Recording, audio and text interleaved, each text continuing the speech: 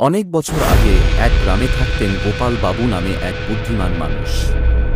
তিনি ছিলেন গ্রামের চৌধুরী, কিন্তু তাঁর আসল পরিচয় ছিল তাঁর অপার বুদ্ধি আর রসিকতা। গ্রামবাসীরা তাঁর পরামর্শ ছাড়া কিছুই করত না। গ্রামের সমস্যা। একদিন গ্রামের পুকুরে জল শুকিয়ে গেল। গ্রামের মানুষ চিন্তায় পড়ল, এবার কি হবে? অনেকে বলল, ইন্দ্র দেবতাকে পূজা করি। কেউ বলল, নতুন পুকুর খুঁড়ি।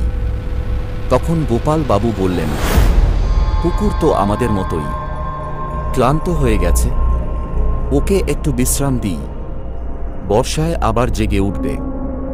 সবাই হাসল, কিন্তু ওর কথাতেই ভরসা রাখল। চোরের বুদ্ধি আর গোপাল। আরেকদিন গ্রামের মন্দির থেকে রাত্রে পিতলের ঘণ্টা চুরি হয়ে গেল। সবাই দিশেহারা।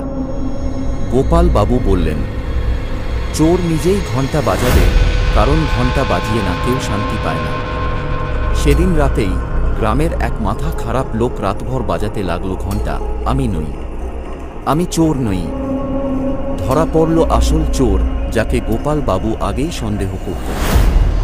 উপসংহার: এরপর থেকে কেউ যদি খুব বুদ্ধির কথা বলে, গ্রামের লোকজন বলে, গোপাল বাবুর ছায়া পড়েছে তার মাথায়। এভাবেই গোপাল বাবুর বুদ্ধির গ্রাম হয়ে উঠল আশেপাশের গ্রামগুলোর হাসি আর গল্পের কেন্দ্র। শেষ।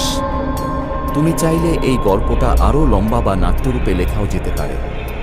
বলো কেমন লাগলো?